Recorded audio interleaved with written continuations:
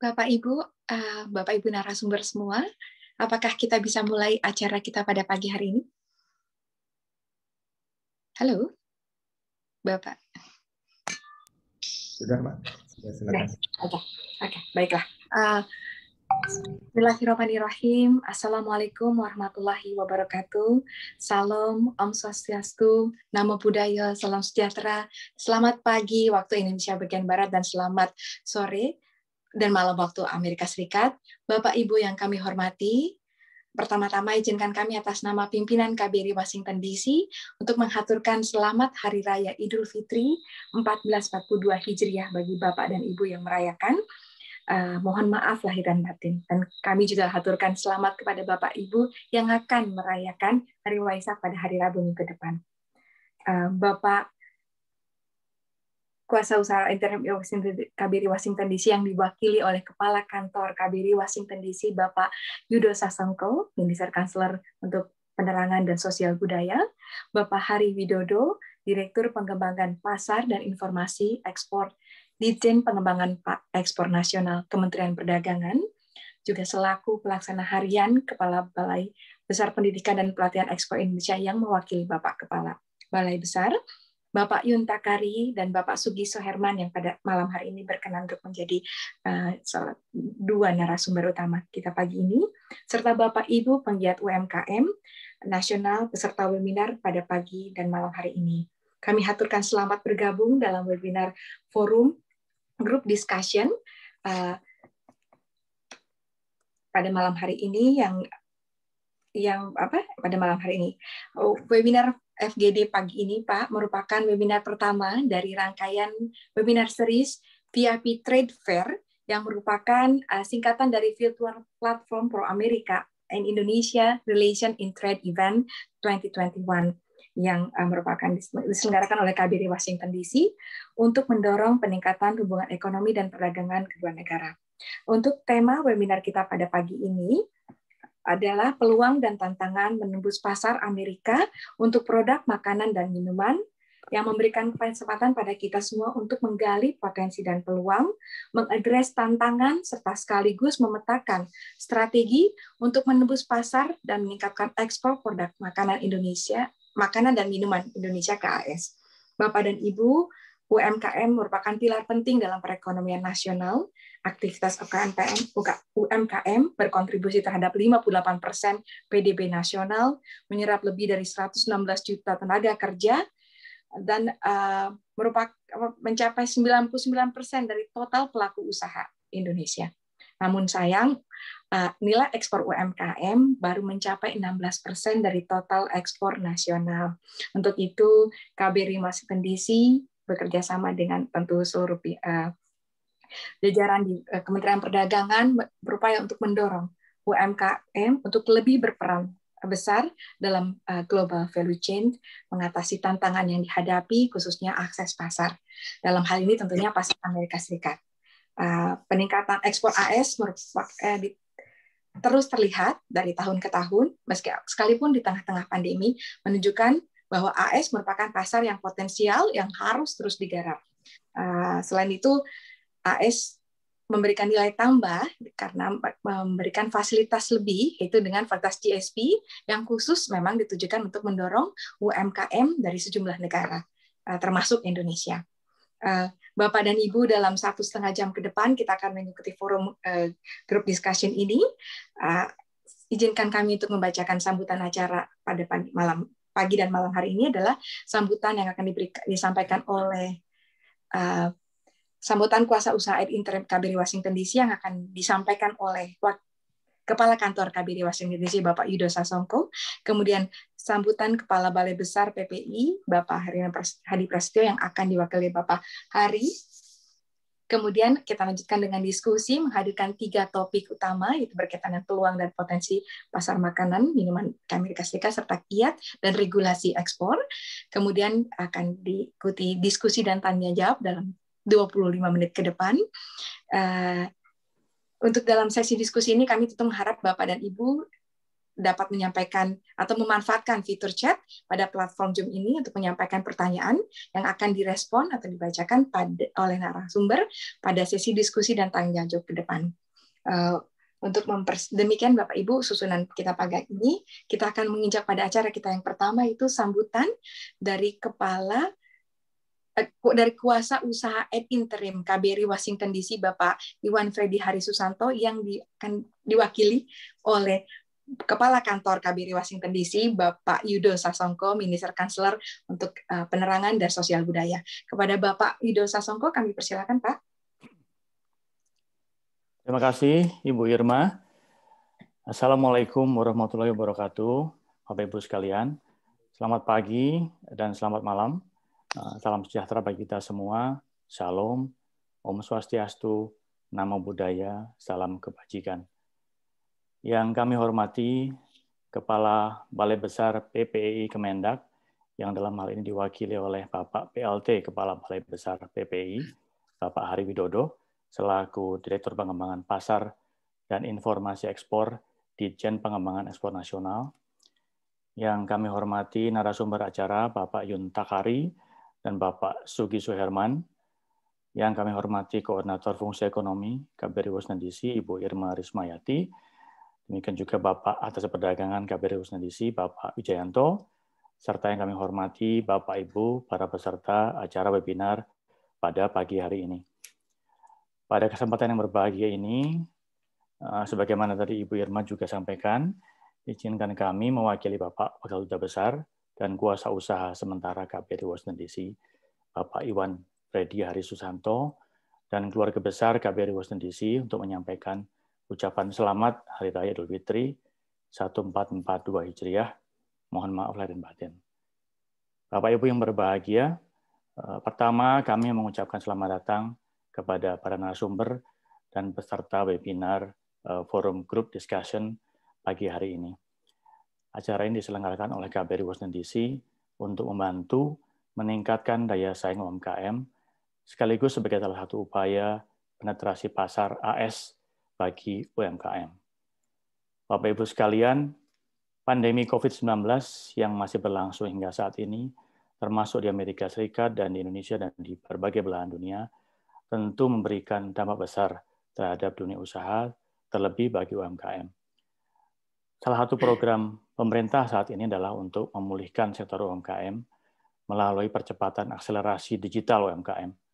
Mengingat saat ini terdapat 10,2 juta UMKM yang terhubung dalam platform digital. Program pemerintah lainnya adalah mendorong UMKM untuk berperan lebih besar dalam global value chain. Saat ini terdapat 3 tantangan utama yang dihadapi UMKM. Pertama, yaitu kapabilitas atau kemampuan dalam mengelola usaha. Kedua, akses pembiayaan. Dan ketiga, akses pasar. Untuk itu, pemerintah saat ini bersinergi untuk mendorong UMKM melalui 3 tahapan pemberdayaan UMKM, yaitu UMKM Go Modern dengan memperbaiki tampilan dan produk, UMKM Go Digital melalui produk yang bisa dijual melalui e-commerce, dan UMKM Go Global untuk menembus pasar internasional.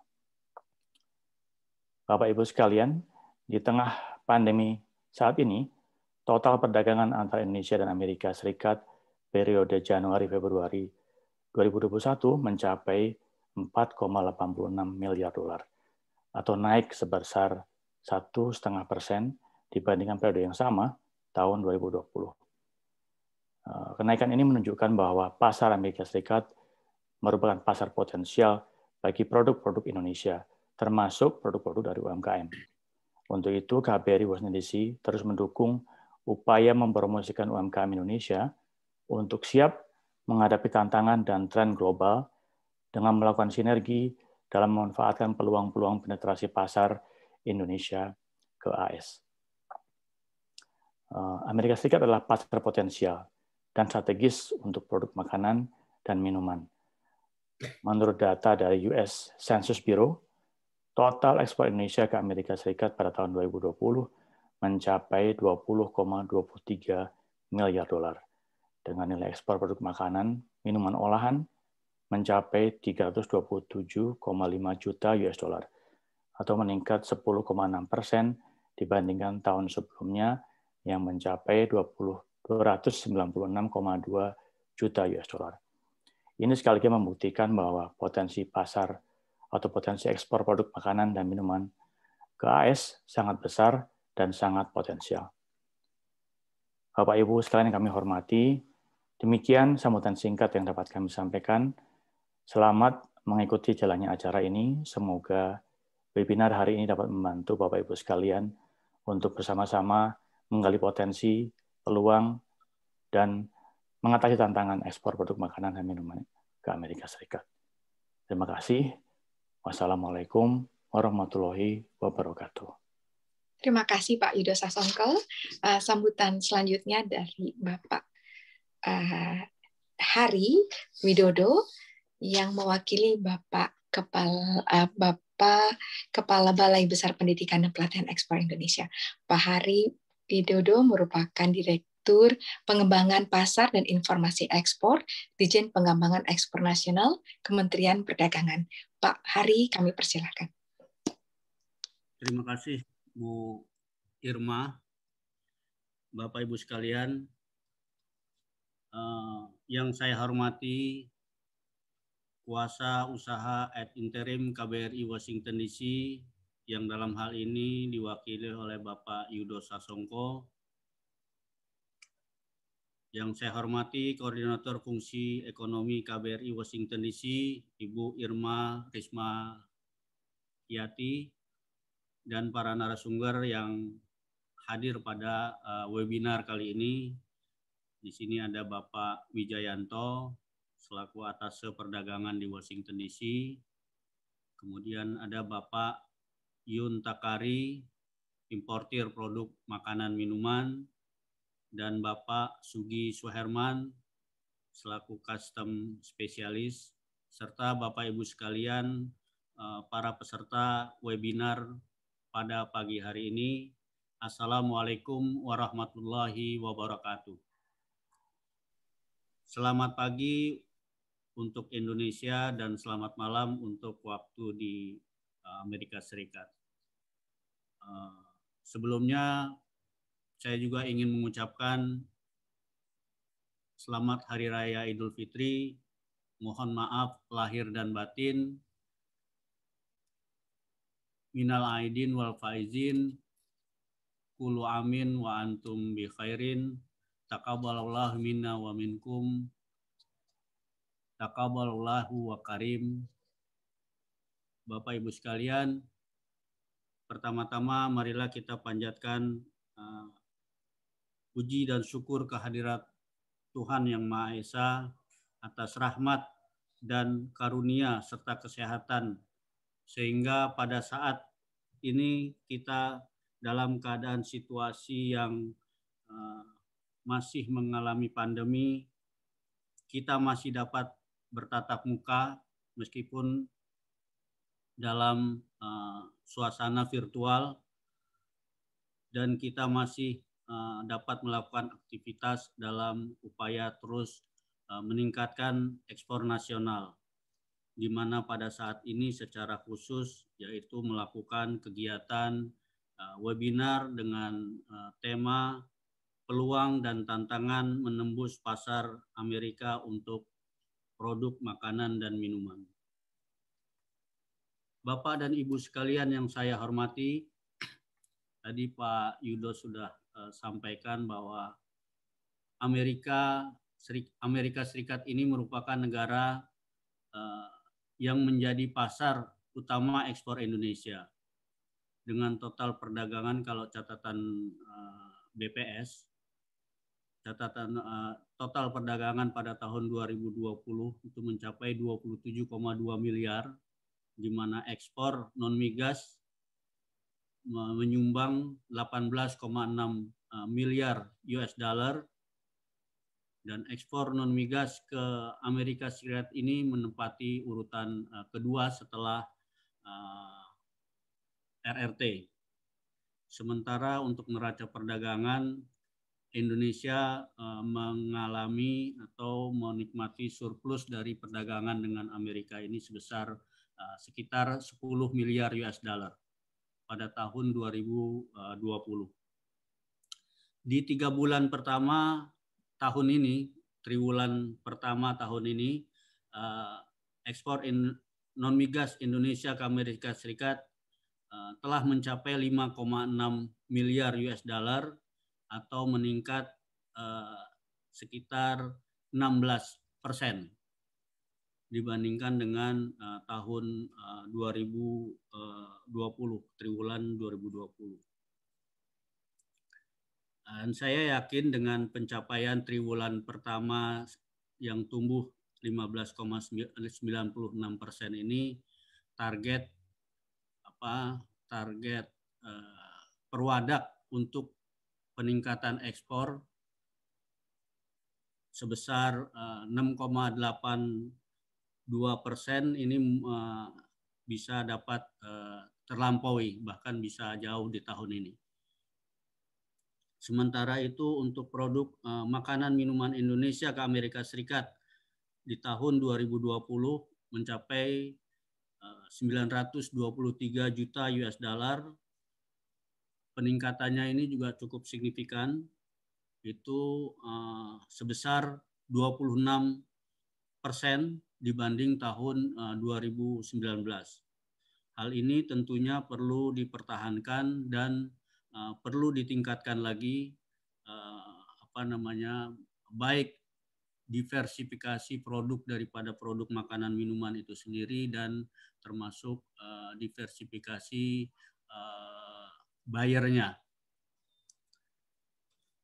Seperti kegiatan pada hari ini kita melakukan webinar peluang dan tantangan menembus pasar untuk produk makanan dan minuman merupakan upaya kita dalam terus meningkatkan ekspor ke Amerika Serikat.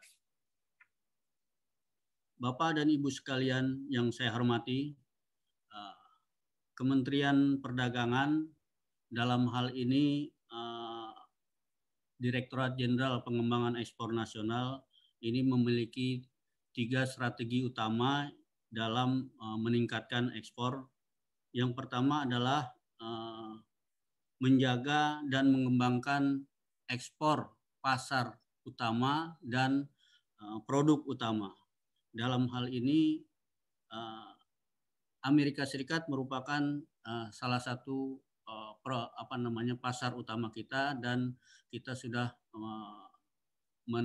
menetapkan ada 10 komoditi utama yang perlu kita dorong dan kita jaga, kita kembangkan ekspornya ke pasar utama. Salah satunya adalah ke Amerika Serikat.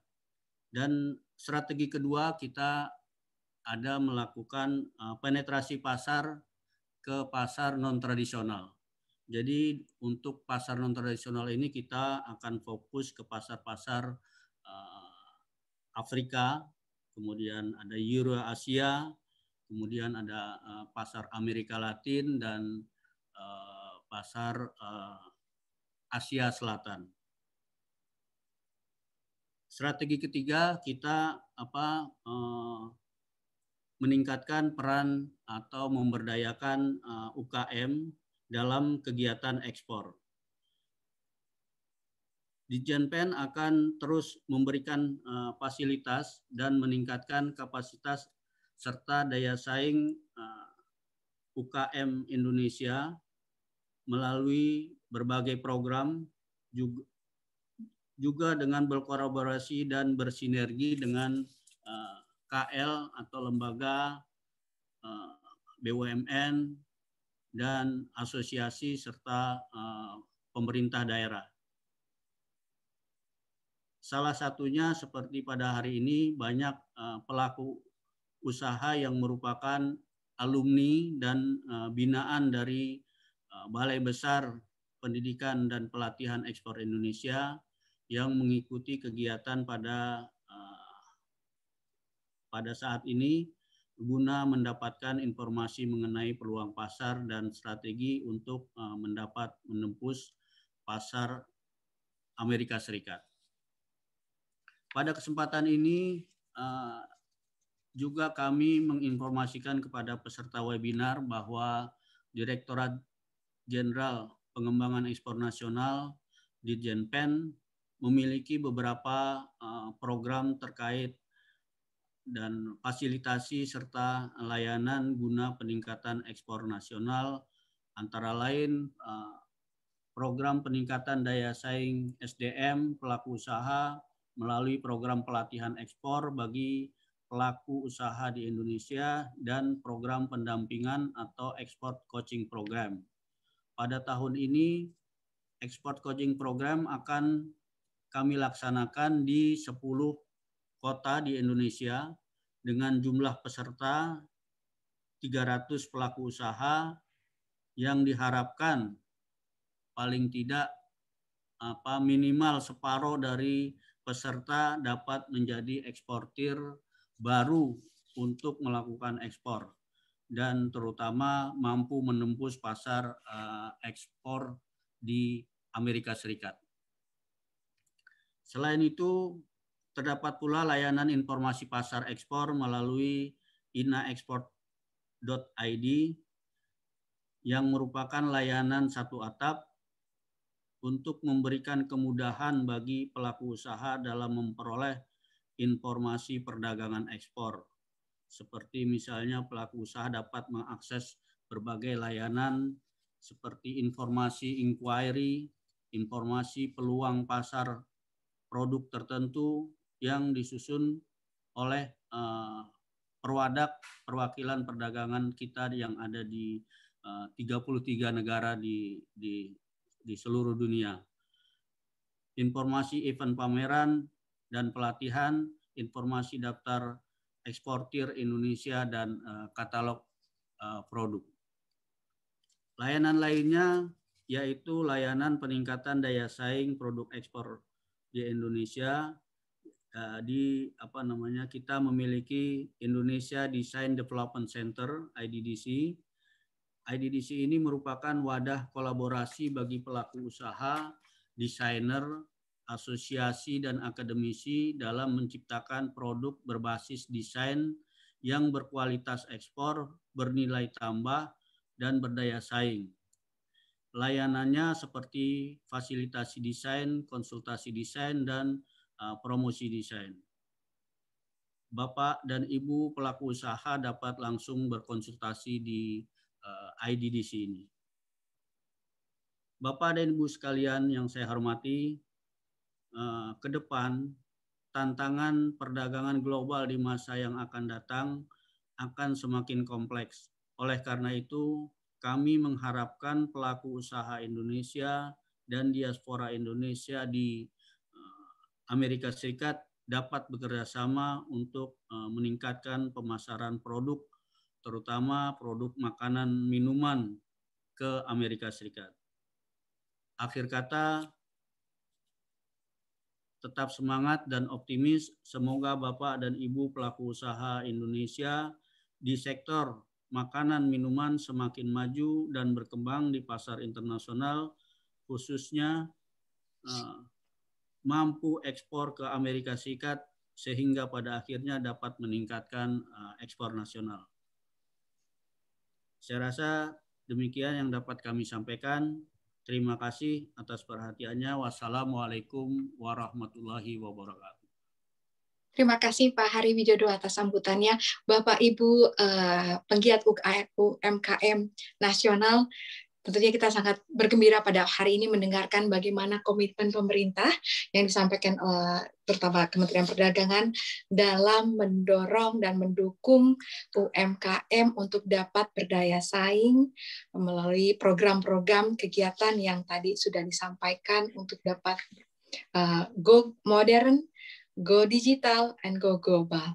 Nah, tentunya ini akan memberikan kesempatan UMKM kita betul-betul bisa menembus pasar-pasar baru ya Pak, termasuk juga pasar AS, di mana AS merupakan pasar utama, di mana juga produk makanan dan minuman menjadi salah satu dari 10 komoditas utama yang memang akan terus didorong untuk peningkatan ekspornya ke mancanegara termasuk Amerika Serikat. Bapak Ibu penggiat UMKM, kalau tadi kita mendengarkan dari sisi pemerintah bagaimana komitmen, nah pada diskusi ke depan kita akan mendengarkan bagaimana kita secara khusus melihat potensi dan peluang pasar Amerika Serikat ini sendiri. Bagaimana kiat, ekspor, dan bagaimana regulasi yang harus kita tempuh dan hadapi sehingga kita mampu untuk masuk ke produk makanan dan minuman UMKM kita, mampu untuk masuk ke pasar AS ini, dan bukan hanya masuk tetapi mampu mengambil pasar yang tersedia yang cukup besar. Pada diskusi ke depan dalam 20 menit ke depan kita akan mendengarkan untuk topik yang pertama, yaitu peluang dan potensi pasar makanan dan minuman Amerika Serikat bagi pelaku usaha UMKM Indonesia, yang akan disampaikan oleh Bapak Wijayanto, Atase Perdagangan Indonesia. Namun sebelum Pak Wijayanto menyampaikan presentasinya, kami ingatkan Bapak dan Ibu untuk dapat memanfaatkan fitur chat di platform Zoom ini untuk menyampaikan pertanyaan maupun respon terhadap kegiatan kita pada malam ini. Pertanyaan yang berkaitan dengan tentunya bagaimana kita bisa sama-sama menggali dan mengedres tantangan memasuki pasar AS atau meningkatkan meningkatkan ekspor produk makanan dan minuman kita. Kepada Pak Wijayanto, kami persilakan Pak dalam 20 menit ke depan. Bapak sudah menyampaikan presentasinya. Sebelumnya kami sampaikan Pak Wijayanto ini adalah Atase Perdagangan KBRI Washington DC, yang sebelumnya pernah juga menjadi ITPC, jadi kepala ITPC di Chicago. Dan tentunya pengalaman Pak Wijayanto dalam memetakan potensi dan peluang pasar Amerika Serikat cukup besar. Bapak dan Ibu, kami persilakan Bapak Ibu menyimak presentasi dari Bapak Wijayanto. Bapak Wijayanto, kami persilakan. Terima kasih Bu Irma Rismayati atas kesempatan yang diberikan. Assalamualaikum warahmatullahi wabarakatuh. Selamat pagi waktu Indonesia, selamat malam waktu East Coast, dan juga selamat sore waktu West Coast. Salam sejahtera bagi kita semua, Om Swastiastu, Namo Buddhaya, salam kebajikan. Yang kami hormati Bapak Direktur Pengembangan Pasar dan Informasi Ekspor di Jenpen, Bapak Hari Widodo. Yang kami hormati Bapak Kepala Kantor KBRI Washington DC, Pak Yudo Sasongko, yang selaku Koordinator Fungsi Pensosbud. Yang kami hormati juga para narasumber, Pak Yuntakari, Pak Sugiso Herman, dan juga Bu Irma yang selaku Koordinator Fungsi Ekonomi, Bapak Ibu sekalian peserta webinar FGD Produk Makanan Minuman. Izinkan kami untuk men-share presentasi.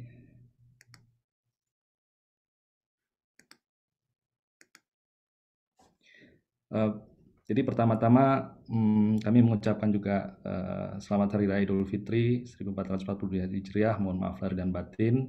Kami juga menyampaikan juga selamat atas kenaikan Isa Al-Masih, juga yang rencana juga ada Hari Raya Waisak. Jadi untuk memulai presentasi ini sebenarnya akan lebih banyak dibahas oleh Pak Yun dan juga Pak Suki selaku praktisi, dan juga dalam hal ini kami sebagai Atase Perdagangan memfasilitasi berbagai hal terkait dengan potensi, peluang maupun tantangan produk ekspor makanan minuman di pasar Amerika Serikat. Kami sebelumnya memang pernah bertugas selaku Kepala ITPC di Chicago, dan waktu itu memang kita juga sudah cukup lama melakukan berbagai program untuk pengembangan produk ekspor makanan maupun minuman. Karena memang pasar Amerika Serikat sangat besar dan potensinya sedemikian luas, jadi diharapkan memang FGD ini dapat dimanfaatkan dengan baik untuk Bapak Ibu khususnya pelaku sektor UMKM, dan kami juga berterima kasih kepada Balai Besar Pelatihan Ekspor Impor di Jenpen yang juga telah membantu kami untuk menyebarluaskan kepada para pelaku usaha UMKM yang menjadi binaan dari PPI maupun di Jenpen Kementerian Perdagangan. Jadi secara umum memang ekspor Indonesia tadi sudah disampaikan pada tahun 2020 kita mengalami kenaikan 0,4% dengan nilai 20,23 miliar. Ini sebuah capaian memang di tengah kondisi pandemi COVID-19 yang membuat perekonomian global mengalami konstruksi, sehingga tantangan kita untuk melakukan diversifikasi produk maupun melakukan berbagai teknik untuk penetrasi pasar ini perlu dilakukan dengan inovasi. Dan di sini memang sebagaimana tadi dijelaskan oleh Bapak Direktur mengenai program-program yang telah dilakukan oleh Dijenpen, baik dari segi pelatihan teknis untuk para pelaku ekspor maupun calon-calon eksportir, dan juga berkaitan dengan masalah-masalah non-teknis mengenai aspek misalnya peluang maupun tantangan dari segi aspek demografi maupun sosial budaya yang memang perlu dilakukan pendekatan secara khusus. Dan ini memang perlu dilakukan secara terus-menerus pembinaannya, dan dari segi potensi kami kira peluang ekspor produk Mamin ke Amerika Serikat ini masih sangat besar. Dan kalau kita lihat, kita tahun 2020 juga mengalami surplus perdagangan dengan Amerika Serikat sebesar 12,81 miliar. Ini naik 3,2% dibandingkan tahun 2019. Dan di sini memang produk-produk utama yang kita mengalami kenaikan yang cukup lumayan drastis, antara lain memang produk elektronik. Dan di samping itu kalau terkait produk makanan minuman, di situ ada juga produk olahan laut ya, produk olahan produk seafood, dan juga produk-produk yang terkait dengan turunan dari lemak, baik lemak tanaman nabati, yang di sini juga mengalami kenaikan 5,9%. Kalau seafood tadi sekitar 11,9%, dan ini menunjukkan juga bahwa sektor makanan minuman yang diwakili antara lain tadi produk olahan laut maupun produk dari bahan baku minyak nabati juga mengalami pertumbuhan yang positif. Memang saat ini Indonesia masih peringkatnya untuk negara penyuplai produk non-migas ke Amerika Serikat masih berada di urutan ke-21, dengan pangsa memang masih kurang dari 1%.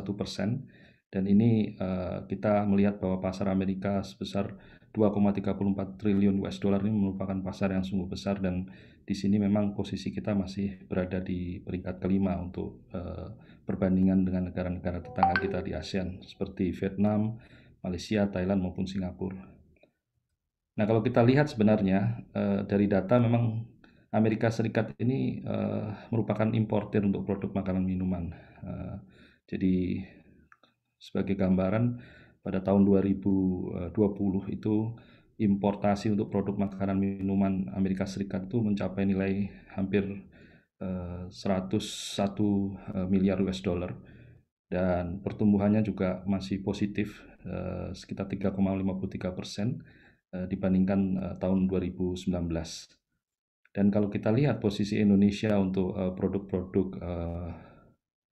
olahan makanan maupun produk-produk berbasis pertanian, termasuk di dalamnya juga produk perikanan, itu posisi kita cukup lumayan, terutama dilihat dari potensinya itu kita berada di posisi ke-8 untuk penyumbang pasar kita di Amerika Serikat, yaitu sekitar 3,38 miliar US dollar pada tahun 2020, itu meningkat 13,78%.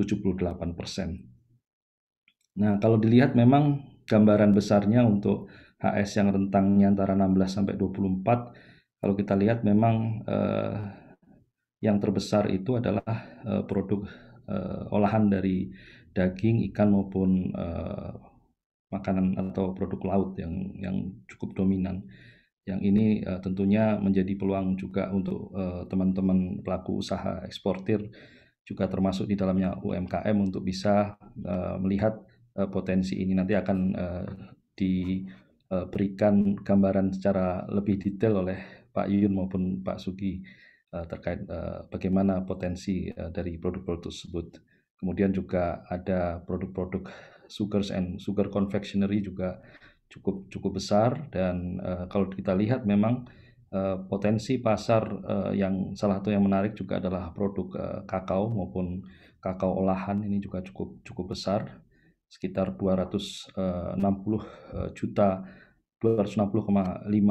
juta US dollar. Dan kalau kita lihat juga ini meskipun mengalami perlambatan, tapi secara umum dari HS tersebut kita masih mengalami peningkatan 0,11% dari produk-produk makanan maupun minuman dan produk-produk olahan komoditas lainnya. Nah, kalau dilihat secara umum, Amerika juga melakukan apa yang kita sebut sebagai non-tariff measures dengan menggunakan parameter sanitari dan fitosanitari serta TPD yang digunakan sebagai standar untuk memasukkan produk-produk konsumsi ya, baik itu produk makanan minuman, juga rentangnya produk kosmetika maupun obat-obatan. Dan kalau dilihat ini ada di bawah lembaga disebut FDA, dan dalam hal ini memang berbagai hal yang akan diatur, termasuk diantaranya adalah mengenai standar, kemudian labeling, packaging terhadap produk-produk pangan, obat, dan kosmetik.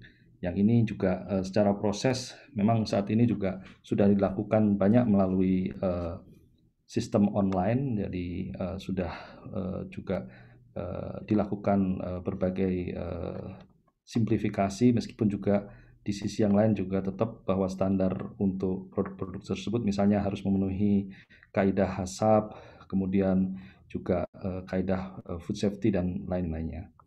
Kemudian juga terkait dengan regulatory prosedur manual ini juga terkait mengenai adanya detensi kalau memang ditemukan produk-produk yang menyalahi standar yang ada. Dan di luar itu juga, misalnya kita bicara produk olahan seafood maupun produk seafood sendiri, itu pemerintah Amerika juga melakukan program-program untuk mengurangi penangkapan ikan ilegal maupun yang tidak dilaporkan serta melanggar peraturan-peraturan maupun aspek dari fraud lainnya. Dan ini dilakukan regulatornya oleh lembaga-lembaga yang terkait, termasuk juga oleh FDA dan lembaga lain seperti CBP. Dan selanjutnya ada juga program Marine Mammal Protection Act, yang ini adalah juga bertujuan untuk mengurangi hasil tangkapan sampingan dari mamalia laut. Secara umum Indonesia melalui Kementerian Teknis sudah melakukan program-program untuk mengikuti seluruh aturan yang diterapkan oleh pemerintah Amerika Serikat tersebut. Dan secara umum ekspor kita untuk produk olahan laut maupun produk laut sendiri juga masih positif, dan ini diharapkan dengan kita semakin comply dengan aturan yang ada, pasar semakin terbuka. Dan kita memang salah satu yang terbesar adalah salah satunya adalah produk udang ya, Amerika Serikat. Jadi intinya sebenarnya untuk kita masuk ke pasar produk mamin Amerika Serikat, yang pertama adalah tentunya kita harus melakukan identifikasi produk. Di sini kami dari kantor ADAC maupun kantor ITPC yang ada di Amerika Serikat, di LA maupun Chicago, kita menyediakan fasilitas untuk memberikan market brief atau intelijen kepada para pelaku usaha UMKM maupun pelaku usaha menengah dan besar lainnya terkait dengan potensi pasar produk ya. Yang ini juga kita bisa memberikan data-data yang cukup menunjang, juga terkait mengenai identifikasi para pelaku importirnya, dan kita juga bisa melakukan fasilitasi tersebut. Selain itu juga kita melakukan promosi, dalam artian memang tahun lalu di tengah kondisi COVID banyak kegiatan exhibition kita yang dibatalkan, namun insya Allah pada tahun ini kita akan memulai kembali untuk offline exhibition untuk pameran kopi di New Orleans pada bulan awal Oktober 2021 ini. Dan tentunya ini adalah langkah yang cukup efektif untuk mempertemukan buyers maupun kita melihat bagaimana potensi maupun tren market yang ada di Amerika Serikat. Secara umum beberapa tadi yang disampaikan antara lain terkait dengan GSP, produk-produk kita yang mendapatkan fasilitas GSP itu rentangnya mulai dari misalkan produk-produk kayu, perhiasan, kemudian produk minuman jus, ini yang termasuk produk makanan minuman, terus insulated electric, spare part maupun matras. Ini yang kita juga pada tahun lalu mengalami kenaikan yang cukup baik, dan itu ditunjang dengan kita lolosnya dalam review terhadap fasilitas GSP, sehingga kita masih menjadi salah satu negara yang mendapatkan preferensi tarif untuk GSP, dan saat ini masih dalam proses renewal di Kongres, dan kita harapkan mudah-mudahan akan segera diterapkan.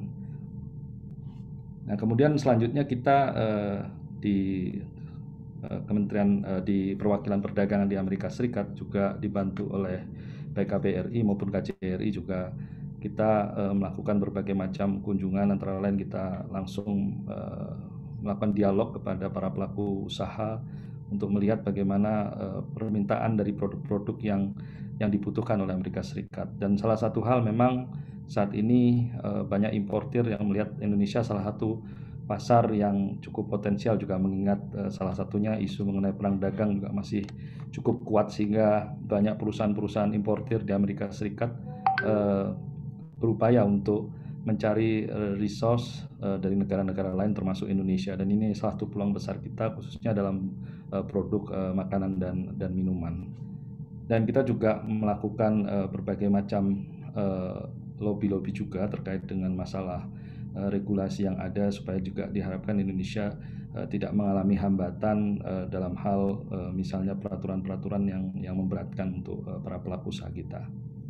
Dan salah satu strategi yang kita coba bangun saat ini adalah bagaimana kita mendukung pengembangan rantai pasok yang penting untuk kita perkuat, karena saat ini memang promosi produk tapi tidak ditunjang dengan adanya rantai pasok yang handal, ini akan juga menyebabkan produk-produk Indonesia sulit untuk masuk ke berbagai pasar retail. Jadi memang ini juga kita perlu upayakan bagaimana pengembangan sistem misalnya warehouse untuk produk-produk Indonesia juga dibantu oleh rekan diaspora atau pelaku usaha importir yang ada ya, termasuk seperti Pak Yun juga melakukan hal yang sama, dan kita bagaimana melakukan pendekatan kepada para pemasok platform-platform online termasuk Amazon di dalamnya, yang saat ini juga kecenderungan tren pasar bergeser dari sistem konvensional menjadi sistem online, dan ini sudah menjadi sebuah model atau sistem pembelian produk di negara-negara maju termasuk Amerika Serikat. Secara umum itu yang kami dapat sampaikan.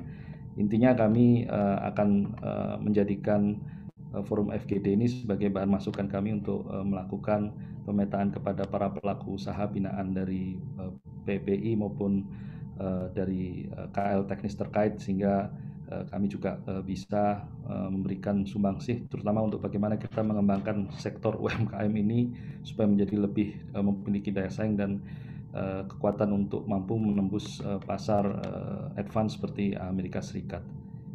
Barangkali itu yang dapat kami sampaikan. Kami kembalikan kepada Ibu Moderator. Terima kasih. Terima kasih Pak Wijayanto atas tadi presentasinya yang tadi sudah menyampaikan bagaimana kiat dan strategi dari KBRI Washington DC atau kantor atas perdagangan untuk bisa mengidentifikasi produk, kemudian player, serta bagaimana kita bisa mempromosikan produk UMKM kita yang memang sudah siap ekspor dengan memanfaatkan berbagai format yang ada, baik itu melalui warehouse atau diaspora Indonesia, kemudian juga mengembangkan platform online, namanya seperti platform online melalui Amazon atau Walmart dan Target. Bapak dan Ibu Pak Wijayanto pada saat ini sudah terdaftar 149 peserta dengan line bisnis produk makanan minuman yang cukup beragam, dari mulai produk perkebunan, pertanian maupun perikanan, sehingga tampaknya kita harus maju nih pada topik yang kedua, yaitu bagaimana kiat-kiat produk ekspor makanan minuman kita bisa masuk bisa mengambil pasar Amerika Serikat. Pembicara yang akan menyampaikan topik ini adalah Pak Yun Takari. Pak Yun Takari adalah yang tadi disampaikan oleh Pak Wijaya, praktisi yang sudah lebih dari 20 tahun menggeluti produksi dan distribusi berbagai produk makanan dari Indonesia ke Amerika Serikat, di Amerika Serikat.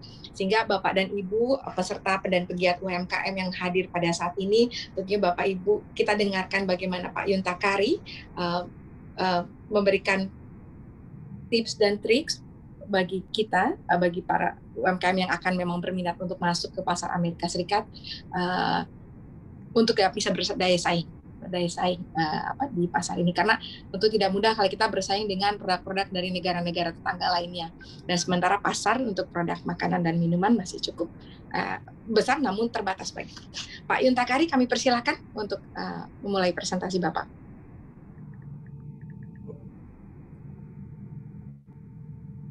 Malam waktu Amerika, yang terhormat Pak Yudo Sasongko, yang terhormat Pak Hari Widodo, yang terhormat Pak Wijayanto,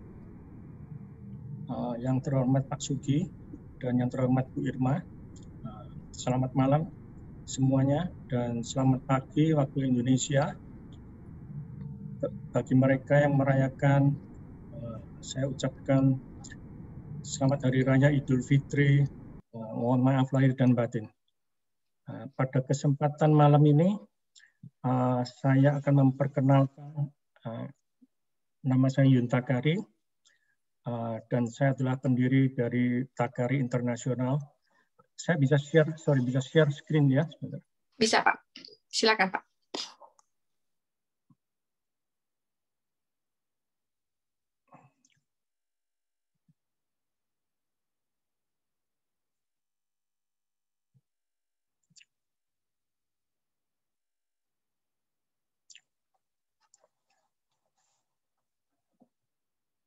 Ya, saya dirikan company saya pada tahun 1988, tepatnya di Los Angeles. Pada mulanya company saya cuma bergerak dalam bidang trading. Pada saat itu kami berbisnis satu komoditi yang cukup diminati banyak company atau bisa dipakai dengan berbagai macam restoran atau food service, yaitu disposable chopstick. Kami import disposable chopstick asal mulanya tahun 1988, kira-kira sampai tahun 1992 cukup kuat distribusi kami. Setelah itu bahan chopstick kami dapat kompetisi yang cukup kuat dari China, di mana kita tidak bisa bersaing terlalu lebih banyak lagi. Jadi saya mulai import barang-barang yang lainnya dan distribute produk-produk seperti cookies, candies, crackers, coconut, dan sebagainya. Kita distribute ke bermacam-macam supermarket, mostly adalah ethnic supermarket saat itu.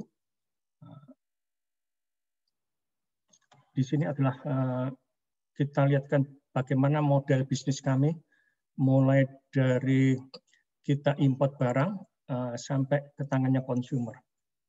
Kita ada memakai dua cara, yaitu direct sales dan indirect sales.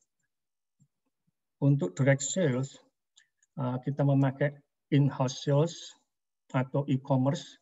Kita juga meng-hire broker dan sales rep menuju ke bermacam-macam supermarket, restoran, online business, atau discount stores sampai ke tangannya consumer. Untuk yang indirect sales, kita memakai tenaga subdistributor dari wilayah-wilayah di Amerika yang tidak kita jangkau. Jadi mereka lah yang akan membawa barang-barang kita ke supermarket di wilayahnya mereka masing-masing. Berikut adalah brand yang kami bawa sampai saat ini, yang kita distribute ke retailer maupun ke food service dan ke discount store ataupun ke specialty store. Caranya kita berpromosi ini adalah juga melalui produk highlight-nya kita ini.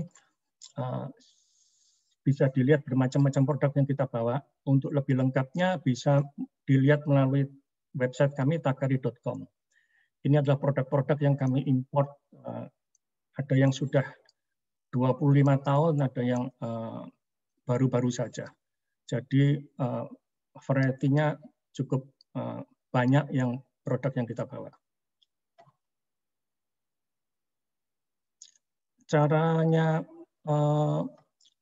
mempromosikan barang-barang kami adalah salah satunya melalui ikut trade show.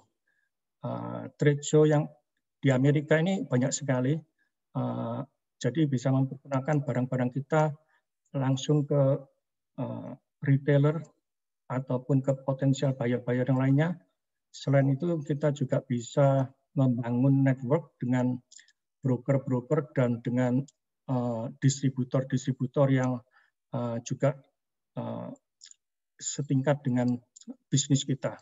Jadi kita saling membantu dan mereka juga bisa saling membutuhkan untuk dijual di masing-masing customer mereka, atau mereka bisa pakai untuk produksinya mereka. Contohnya untuk coconut, banyak sekali pabrik-pabrik yang produksi industrial datang ke tempat kita untuk menjajaki apakah kemungkinan bisa dipakai produk kita untuk produksi mereka. Ini adalah beberapa customer list yang kita supply, mulai dari ethnic Asian market sampai ke main customer seperti Kroger, Walmart, Sprout. Kita bisa hubungan dengan mereka sesuai dengan produk yang cocok untuk masing-masing retail tersebut.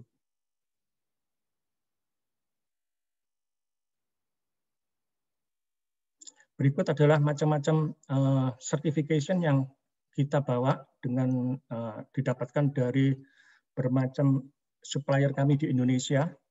Jadi untuk mendapatkan certification ini cukup penting sekali. Dengan adanya certification ini, produk Bapak Ibu akan bisa dijual atau bisa dimarketkan lebih gampang daripada tanpa certification sama sekali. Minimum seperti non-GMO sekarang yang sangat populer bisa didapatkan, tidak terlalu susah untuk mendapatkannya. Dan food safety certificate juga sangat penting sebab beberapa chain supermarket yang besar akan meminta food safety certificate yang kita miliki yang bagaimana. Kalau ada pertanyaan bisa menghubungi saya melalui email yang ada di sini, info@takari.com. Berikut saya akan membahas soal bagaimana mengekspor barang ke Amerika successful.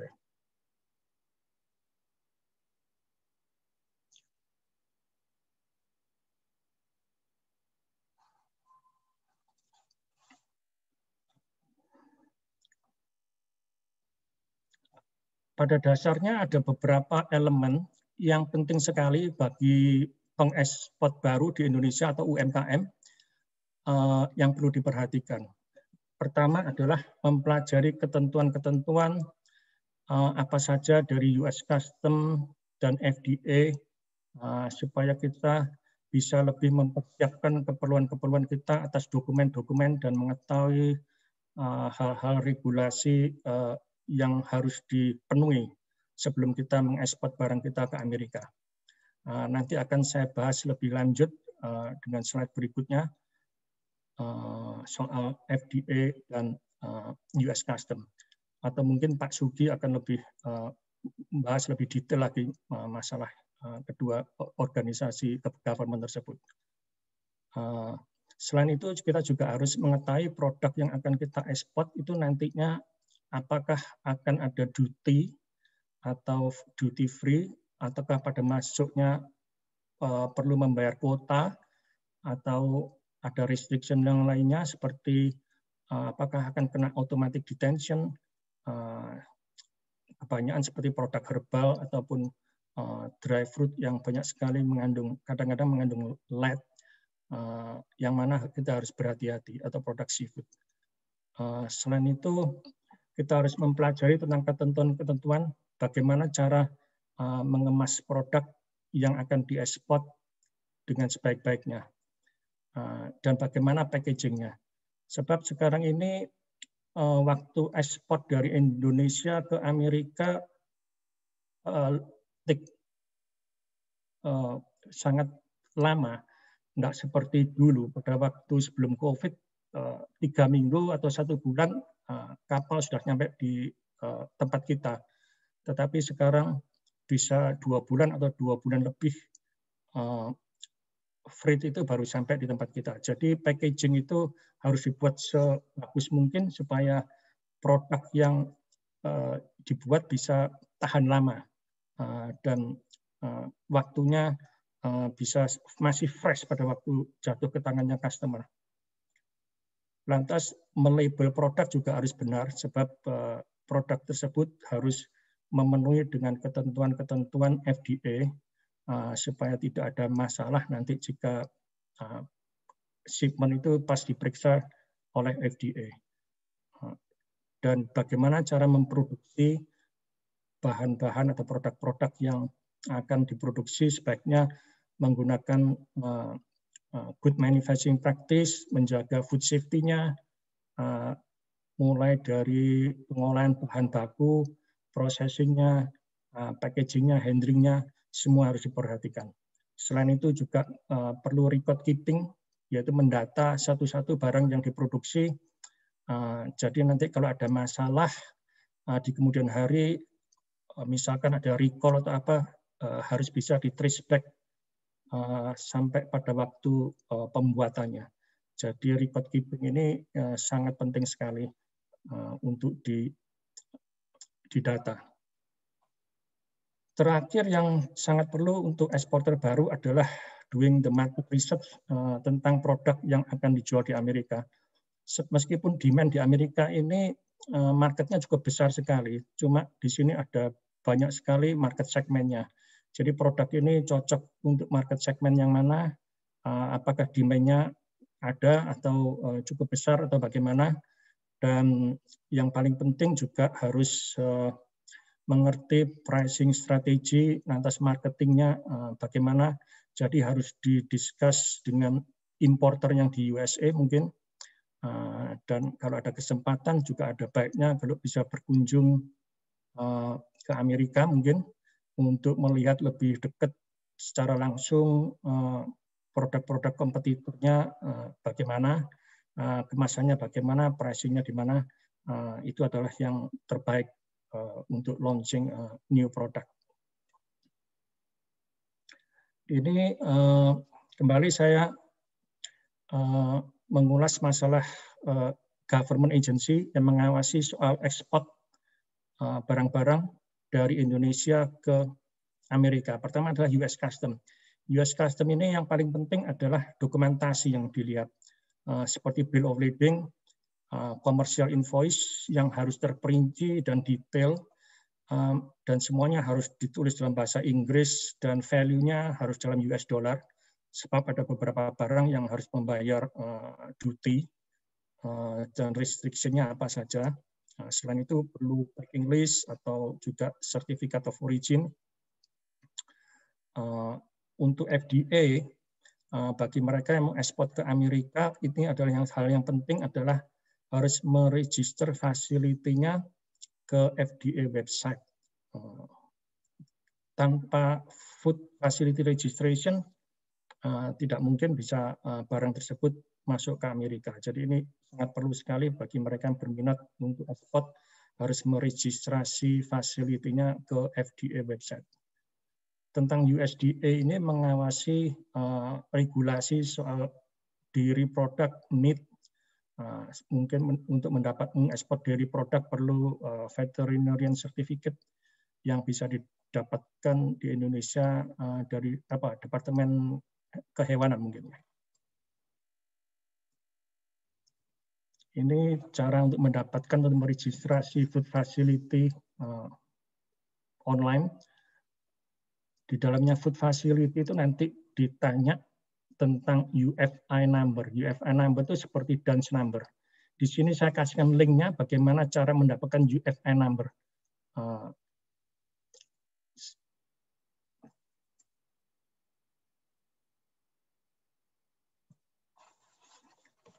Berikut saya membahas soal product labeling. Product labeling ini sangat penting sekali supaya produk Bapak Ibu yang masuk di Amerika tidak akan mengalami masalah. Pertama, harus semuanya dalam teks English yang jelas. Jadi nama produknya harus bisa dibaca dengan jelas, product identity. Contohnya kalau produknya adalah coffee begitu. Jadi di dalamnya ini coffee itu berupa coffee bean yang sudah di roasted atau belum, ataukah di dalamnya itu instant coffee atau coffee yang sudah di grind atau coffee 3-in-1. Ya, jadi harus jelas sekali identity produknya. Jangan sampai cuma brandnya saja, lantas gambarnya saja. Jadi orang nggak bisa mengerti apa di dalam packaging tersebut. Sangat penting sekali kalau mau mendesain packaging baru untuk pasaran di Amerika. Selain itu juga ingredient list. Ingredient list adalah hal yang sangat perlu sekali. FDA akan melihat ingredient list kalau mana barang tersebut diperiksa nantinya.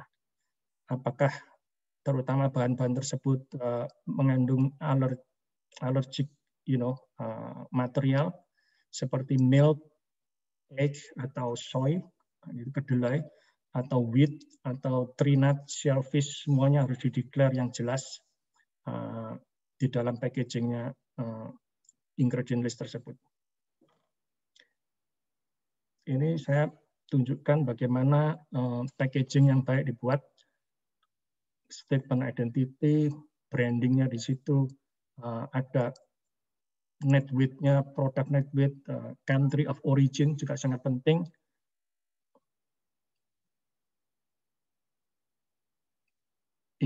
Ingredient list juga harus sangat jelas. Ini allergen warning ini harus ada di label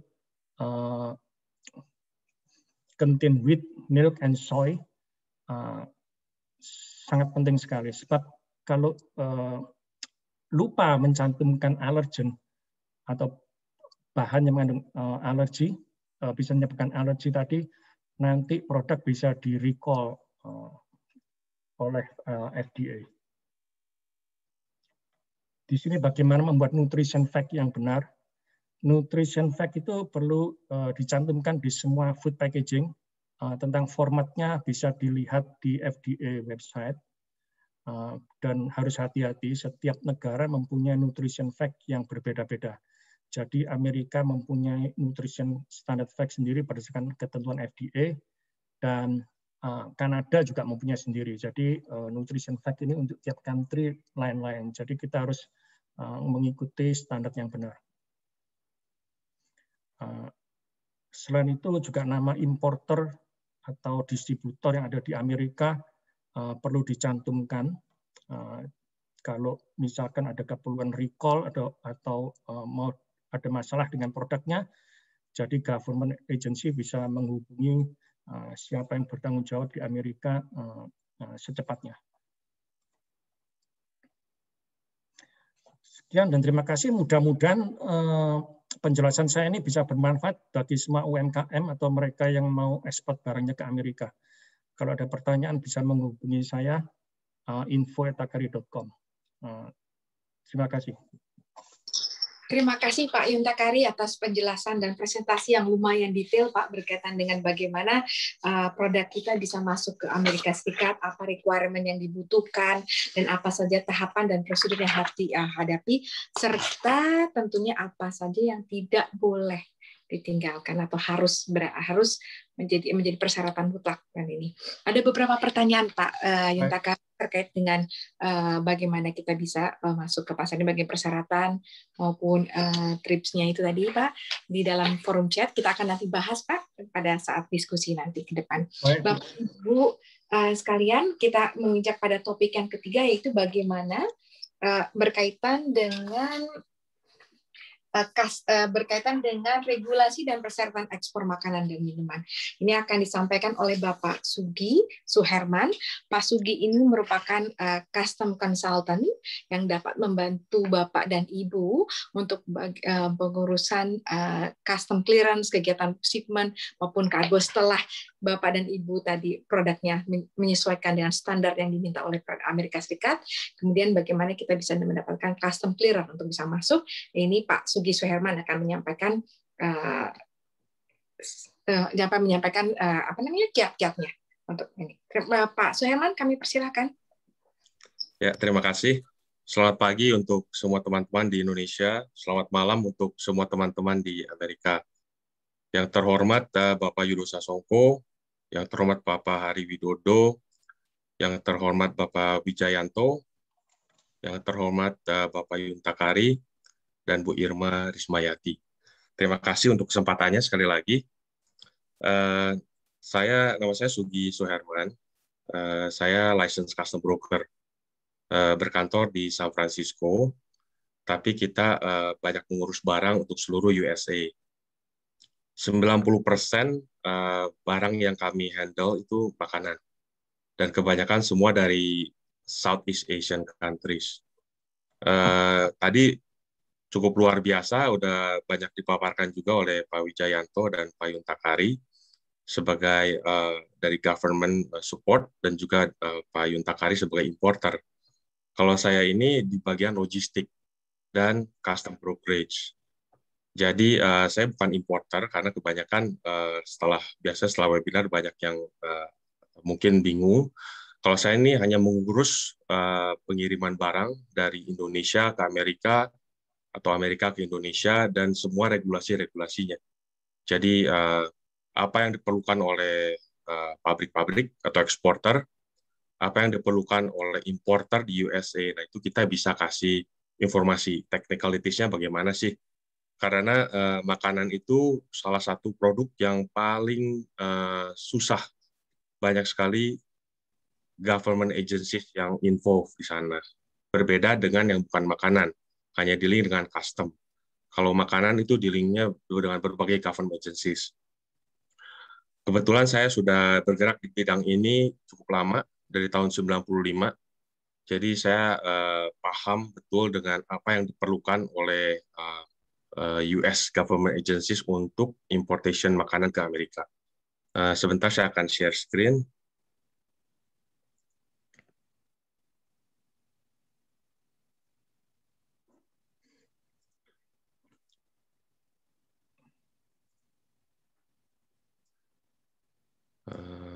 Oke, sudah terlihat ya?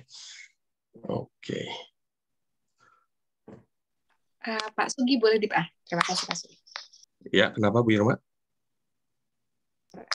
Screen-nya Pak, terima kasih. Sudah kelihatan ya? Sudah.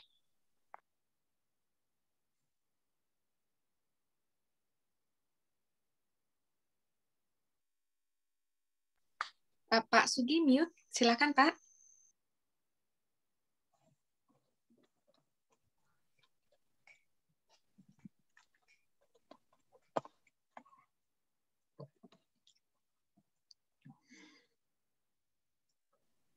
Halo? Kedengaran nggak, Bu? Silakan Pak Sugi, silakan. Oke, sorry, ini ada sedikit zoom-nya.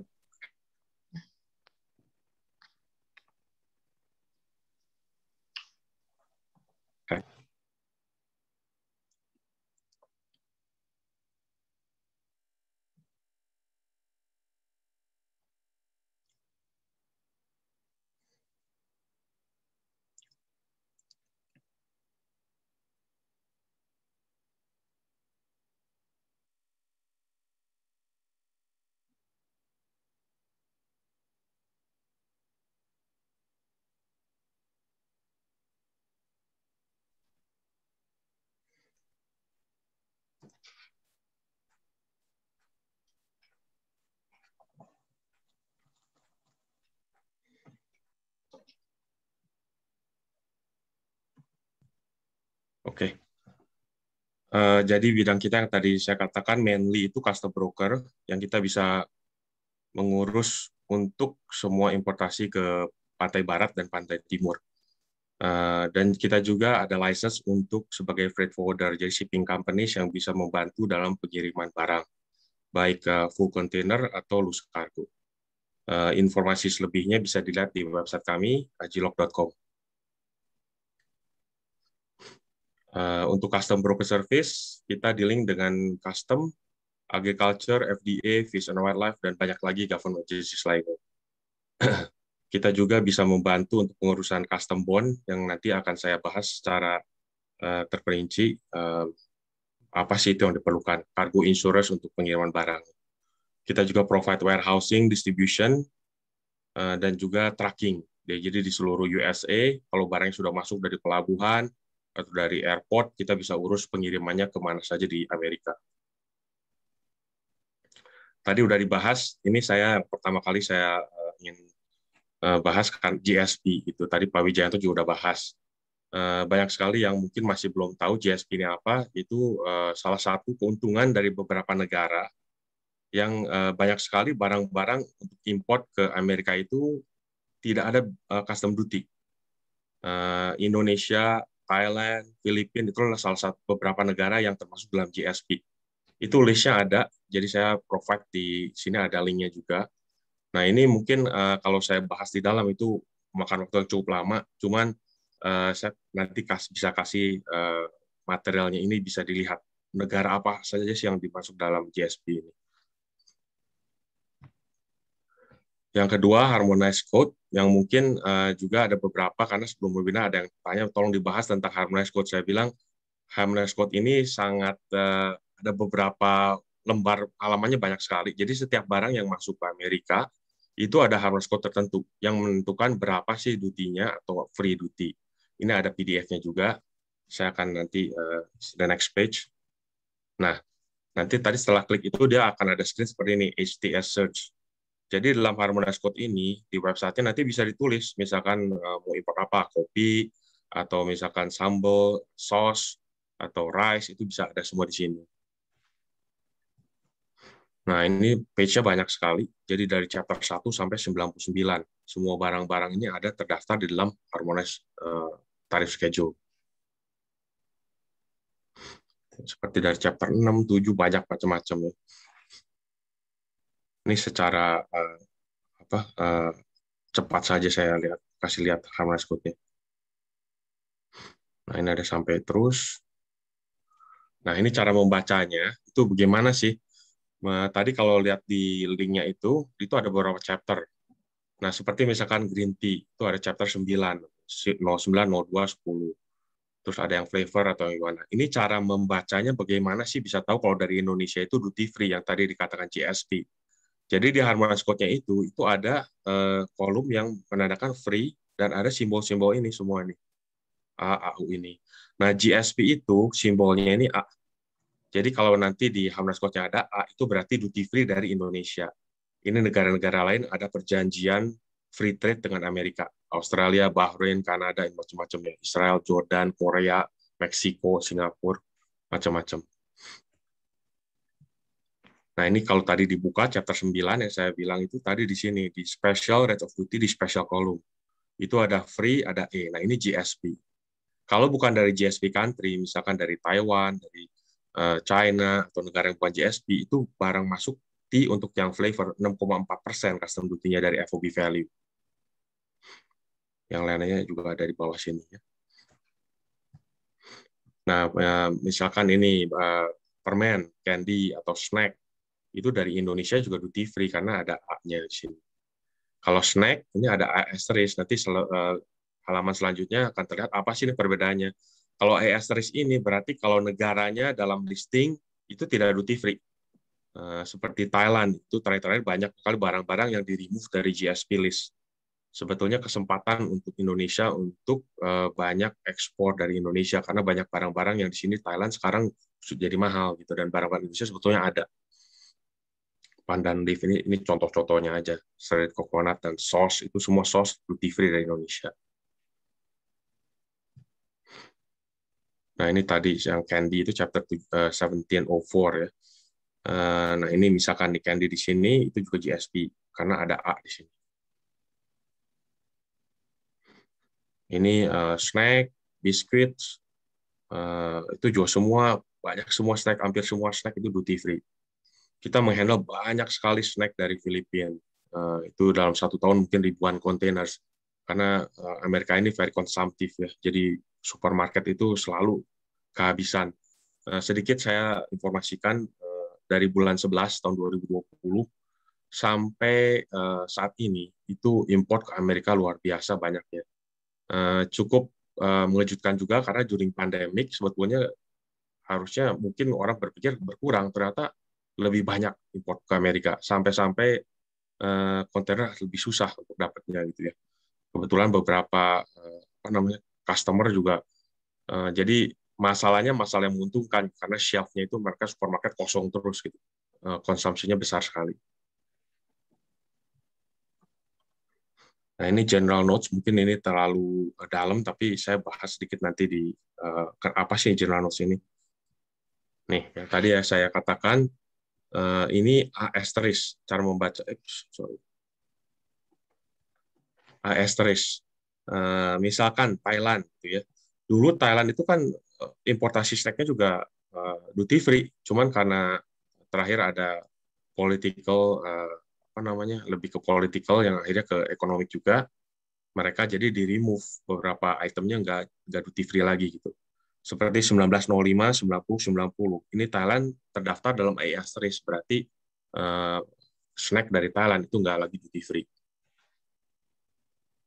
Ini ada beberapa negara-negara lainnya di sini ya. Seperti saudara lihat, Thailand tuh banyak sekali yang di GSP di sini. Nah, ini beberapa lagi contoh-contoh yang mungkin, apalagi kira-kira yang bisa duty free di Indonesia, banyak sekali. Ya, seafood products, ikan sardin, ikan eel, coconut milk, itu semua duty free dari Indonesia. Chili sauce, coconut gel, soy sauce, itu semua duty free. Karena ada A di depan chapter harness code-nya itu. Ini beberapa barang yang lain juga, semuanya duty free. Vinegar, berbagai macam jus, drink, itu semua duty free. Nah, kebetulan untuk yang barang-barang di dalam kaleng atau minuman, itu regulasinya tertentu, nanti ada lagi yang namanya LACF. Nah, memang kalau misalkan ada pabrik yang berencana untuk ekspor, itu harus memenuhi persyaratan LACF. Harus terdaftar, nanti daftar namanya ada FCE SID, sama kayak Dimension.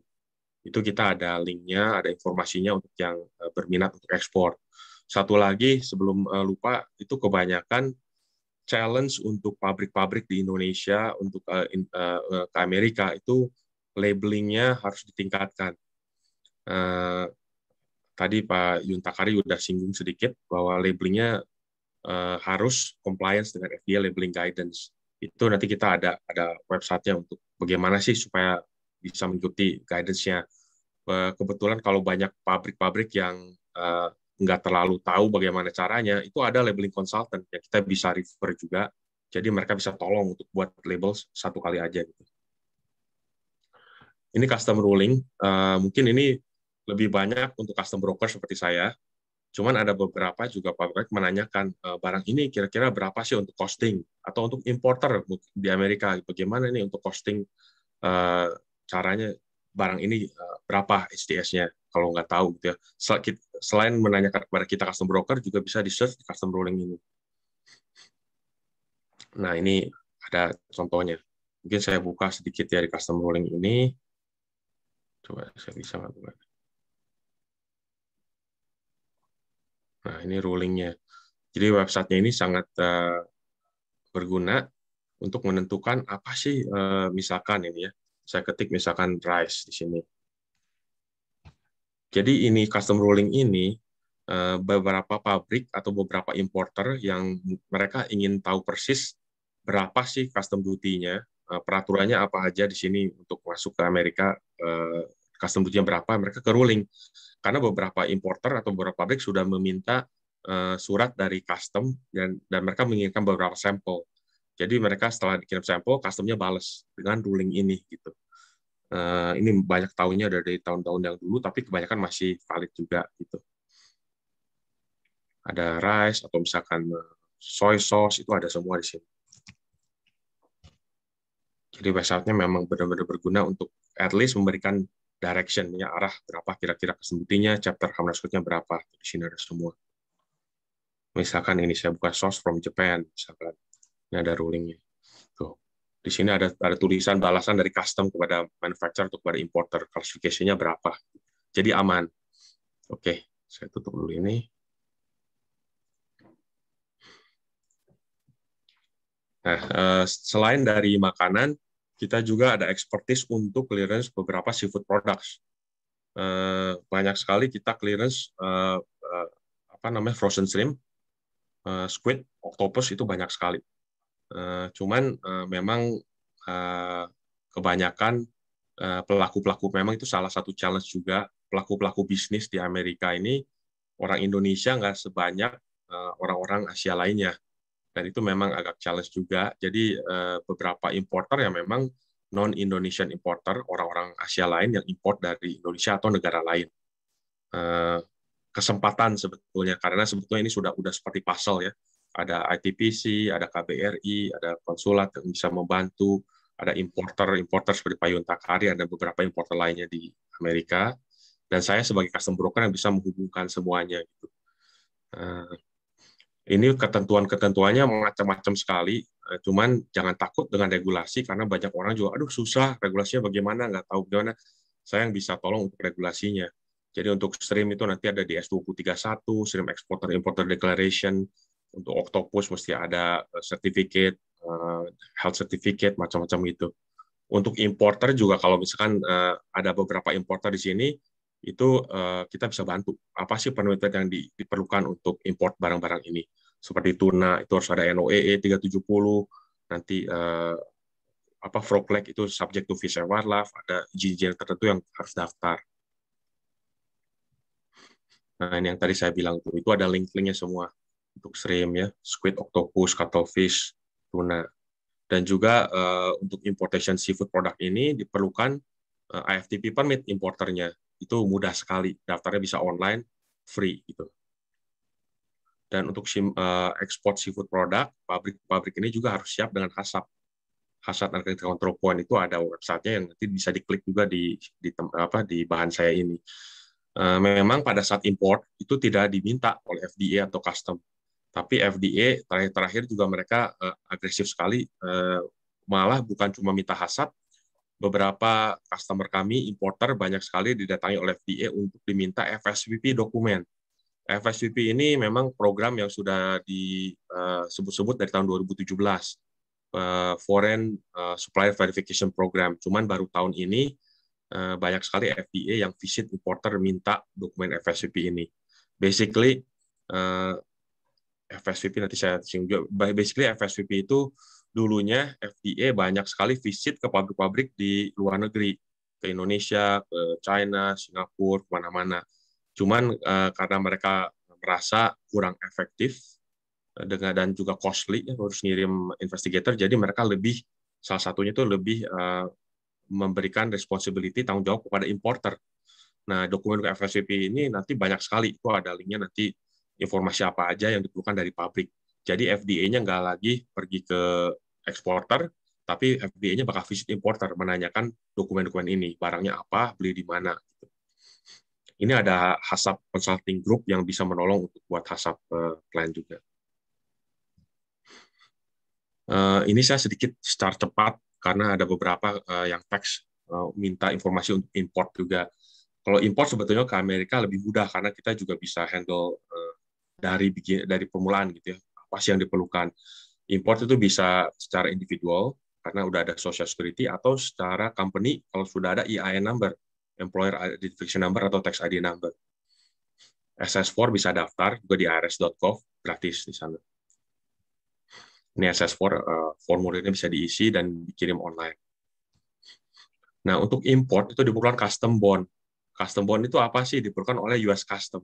Biasa untuk barang yang lebih dari 2.500 sebagai jaminan. Jadi kalau pada saat nanti importer itu import barang, misalkan tiba-tiba importer nggak bisa bayar custom duty atau tiba-tiba hilang, custom tetap ada jaminan dari surety company. kita juga bisa membantu untuk apply single atau annual custom bond. Untuk makanan biasanya lebih baik annual karena lebih murah. Gitu. Nah ini custom bond formnya yang nanti kita bisa lakukan secara online. Untuk import diperlukan apa aja sih? Ini barang dokumen-dokumen secara general ya. Tadi udah disinggung juga.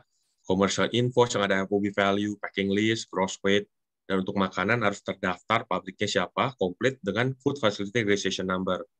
Banyak sekali pabrik-pabrik yang kontak kami setelah beberapa kali kami webinar menanyakan gimana caranya.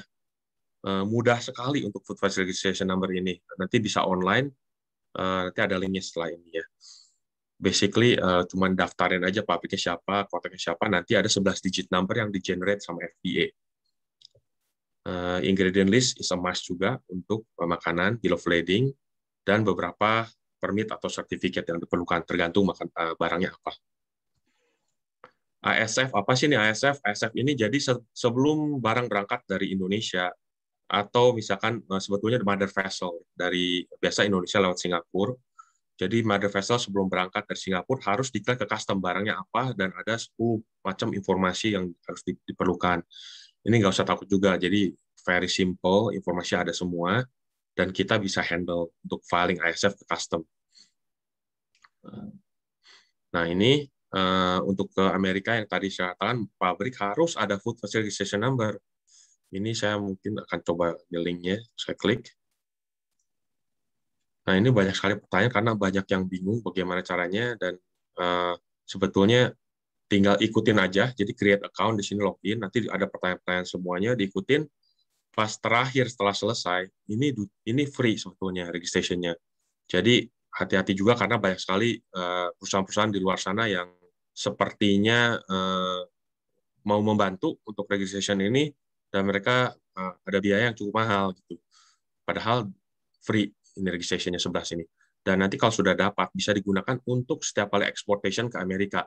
Dia 11 digit number yang dicantumkan di packing list. Nggak usah daftar lagi. Tapi harus ingat aja login name sama password-nya karena setiap 2 tahun harus renew. Walaupun tidak ada perubahan informasi tetap harus renew. Kalau nggak nanti di-invalidate sama FDA. Ini ya registration. Cuma satu aja yang diperlukan itu, jadi pabrik harus ada US agent menunjuk company di US yang bertindak sebagai US agent. Nah, kebanyakan memang masalahnya siapa nih nggak ada US agent-nya? Ya mungkin importernya kalau mau, kalau nggak baru ada another company yang mau ditunjuk sebagai US agent. Mereka ada fee juga. Food Facility Registration Number, FFRA number, atau BTA number, Biotourism Act number, atau FDA Registration number itu semua sama sebetulnya.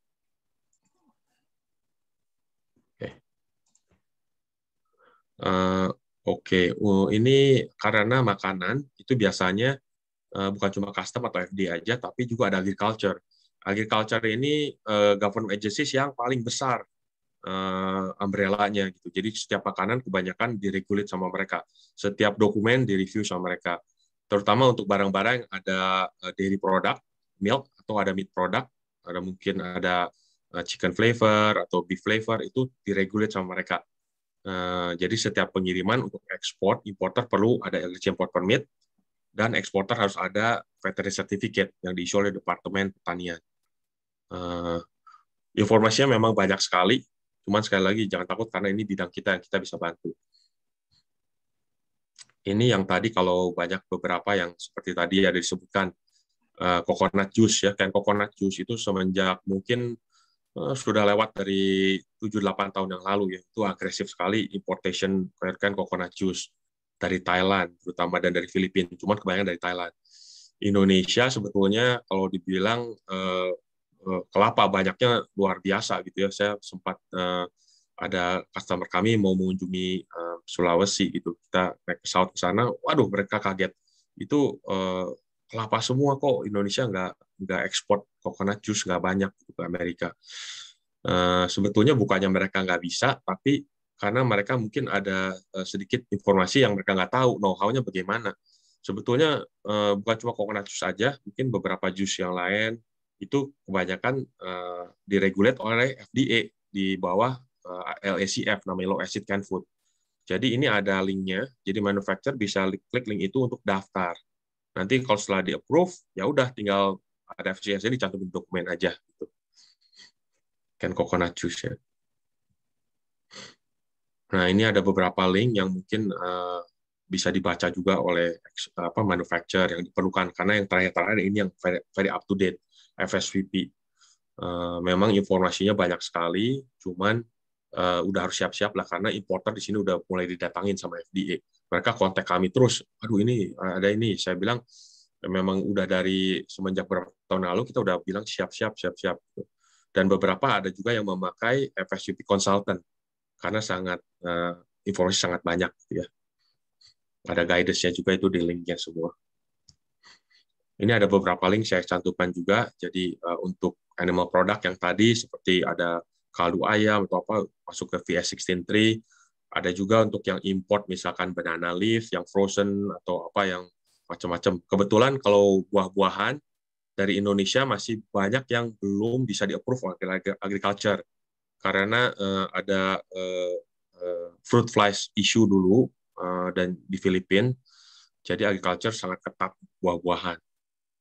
Thailand satu-satu negara yang paling banyak import buah-buahan frozen fruit yang whole fruit ya dari ke Amerika karena sudah ada rekor yang bagus dan jarang ada masalah. Itu harus ada permitnya PPQ 587 namanya. Fish and Wildlife itu ada juga yang tadi importation squid, octopus, cuttlefish. SPM 15 nggak perlu karena itu kalau misalkan ada wooden packaging material. PPQ 505 untuk agriculture marketing dan banyak yang lainnya. Oke, ini yang kami servis kami bisa pengiriman lewat udara dan juga lewat laut. Untuk distribution juga kita handle banyak distribution untuk perusahaan-perusahaan yang besar seperti Costco, Trader Joe di seluruh USA, kita handle banyak distribusi mereka juga. Dan yang terutama untuk clearance-nya, custom FDA clearance, kita juga handle dari West Coast to East Coast. Udah, segitu aja. Terima kasih. Terima kasih Pak Sugi atas presentasinya yang luar biasa, di mana memberikan masukan dan detail bagaimana produk kita harus masuk ke sini dan persyaratannya seperti apa, serta kira-kira konsultasi seperti apa yang bisa kita UMKM kita bisa dapatkan dari consultant, broker consultant atau custom consultant dari importir di Amerika Serikat. /importer di Amerika Serikat. Bapak Ibu para narasumber malam hari ini dalam chat feature chat room kita kita bisa melihat betapa antusiasnya beberapa UMKM kita terutama dengan produk-produk yang mereka tawarkan Pak, dari mulai VCO, rempah-rempah, kopi, coconut dan banyak produk-produk lah yang mereka sampaikan bahwa berkeinginan untuk bisa masuk ke pasar Amerika Serikat. Namun eagerness ini juga agak sedikit tertahan Pak dengan tadi sertifikat perlunya kita melengkapi seluruh persyaratan yang cukup membuat teman-teman UMKM ini sedikit banyak ada yang menyampaikan concern yang sampai seperti salah satunya adalah Pak ini menyampaikan bahwa sertifikasi Pak Vidya menyampaikan apakah sertifikasi FSSC 2200 itu mutlak harus disampaikan. Bagaimana kalau kita yang masih hanya punya sertifikasi dari BP POM, halal dan sertifikat NKV bisa untuk masuk ke atau PIRT serta halal sertifikat bisa bersaing dan masuk ke pasar Amerika Serikat. Karena kalau melihat dari satu-satu persyaratan tadi cukup membuat kader ya Pak,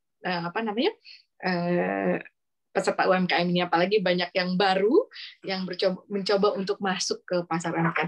Apakah persyaratan ini memang sejelimet dan serumit ini Pak, sehingga cukup menjadi deteran bagi para ini, atau kita justru bisa melihat sisi lain yang bisa kita ini kan Pak, tipsnya yang pasti Pak, triksnya seperti apa sehingga kita ini bisa bersaing Pak. Kalau kita udah ketakutan duluan dengan ini kan agak sulit nih Pak untuk UMKM kita bisa bersaing. Pak Wijayanto, Pak Sugi, dan Pak Yuntakari, Bapak barangkali bisa menjawab beberapa concern dari teman-teman UMKM kita. Silakan Pak.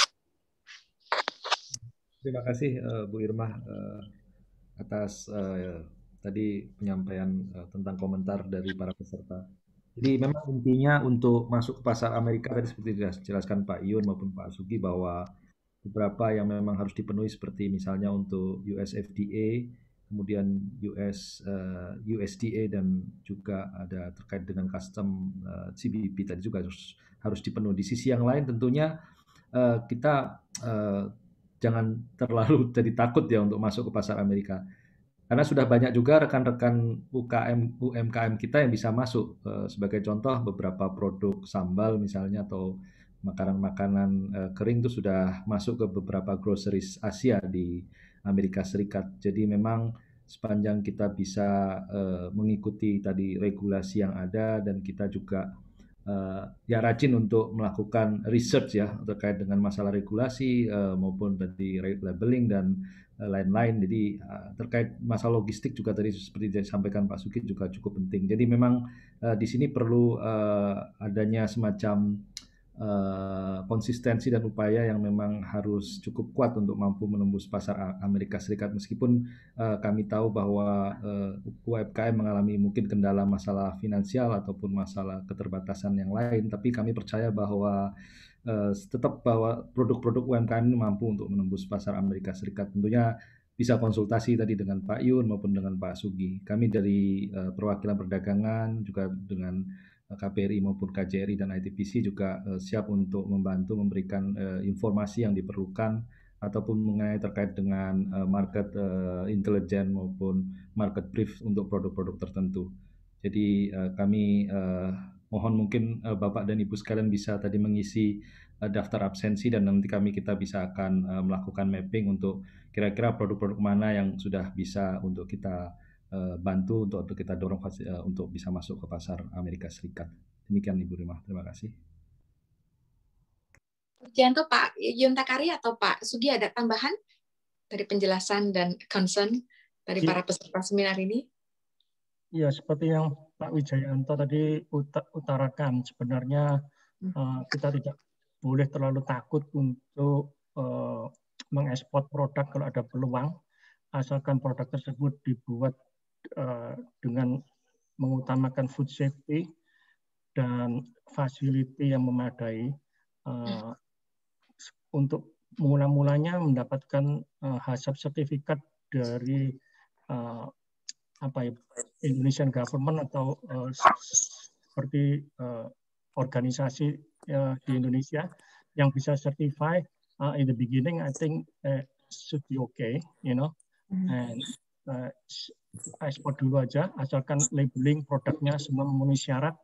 Saya rasa itu bisa sebagai first step sebelum nantinya kalau sudah ekspansi bisa mendapatkan sertifikasi internasional seperti FSSC 22,000 begitu. Ya, sebetulnya juga konsolidator itu kita banyak bantu UMKM seperti UMKM di Filipina ya. Banyak sekali yang dari home industry, dari mereka ekspor ke sini. Banyak sekali di sana itu salah satu kunci yang keberhasilan negara ini adalah banyak sekali konsolidator. Konsolidator itu mereka tidak punya pabrik, tapi mereka bisa mengumpulkan barang-barang tertentu unggulan dan digabung bersama-sama untuk diekspor ke Amerika. Nah, itu kalau dalam bidang regulasinya jangan takut sama sekali karena regulasi kita yang handle. Baik dari segi pengirim, eksporter, dan juga importer kita bisa jabarkan apa yang diperlukan sebelum diekspor. Jadi tidak tertahan oleh FDA. Di Indonesia mungkin juga kalau bisa diadakan seperti itu, konsolidator. Jadi orang ini mungkin bersama-sama karena kadang-kadang untuk ngirim itu kan mungkin satu kontainer terlalu banyak misalkan, tapi dalam satu kontainer itu digabung macam-macam barang gitu. Mau ada snack, mau ada sos, mau ada apa aja, vinegar. Jadi digabung di sana. Jadi sebelum kirim kita bisa telah. Itu konsolidator tuh perannya sangat penting untuk ekspor tuh jadi lebih banyak gitu. Satu hal lagi yang paling penting memang yang tadi seperti sertifikat ISO yang begitu-begitu sebetulnya dalam clearance tidak dibutuhkan di Amerika.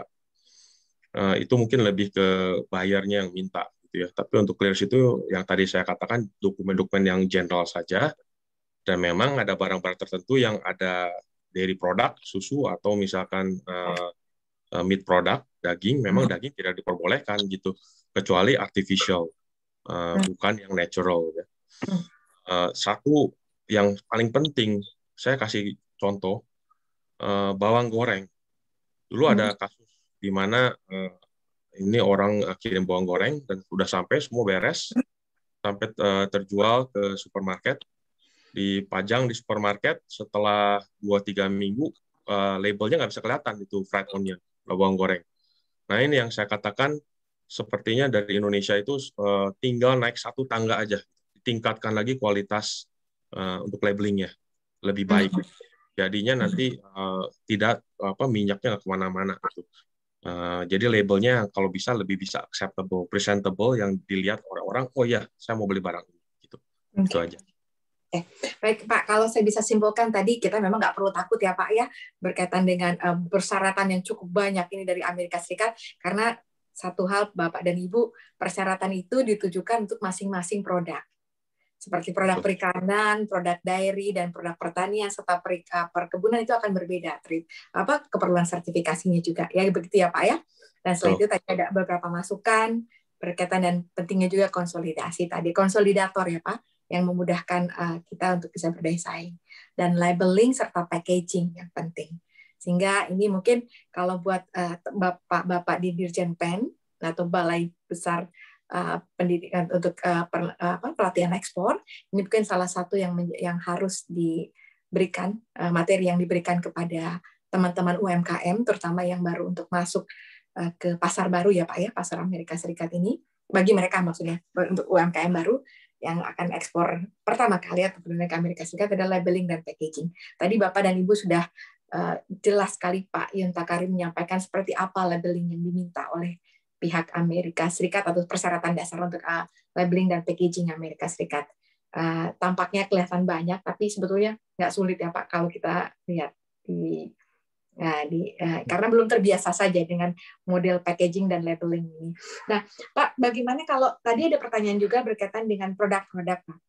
Produk-produk sendiri, ya tentu memang kita harus lakukan market research sendiri, tetapi berdasarkan pengalaman Bapak berdua yang praktis ini, produk seperti VCO dan rempah-rempah serta kopi dan coconut oil, bagaimana Pak prospek pasarnya di sini di Amerika Serikat?